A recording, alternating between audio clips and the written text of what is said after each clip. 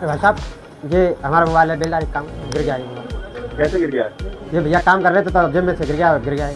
आप क्या दिक्कत है? चालू नहीं हो रहा? चालू नहीं हो रहा भाई साहब, चालू कर दे यार। ठीक है, देखते हैं। चलो भैया का सेट चेक करते हैं और देखते हैं इसमें दिक्कत है क्या।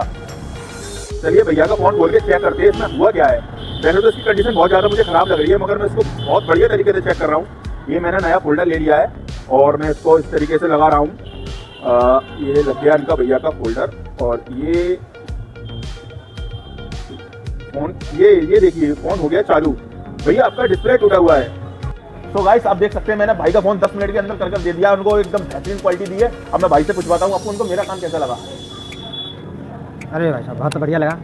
आशिफ भाई ने हमें 10 मिनट में फ़ोन ठीक करके दे दिया और बहुत बढ़िया चल रहा है। ये देखो आप, बहुत बढ़िया टच काम कर रही है इसकी, और सस्ते में करके दिया है इन्होंने, बहुत बढ़िया। देख सकते हैं गाइस कितनी बढ़िया तरीके से मैंने इसके अंदर क्वालिटी दी है। Thank you. आपकी दुकान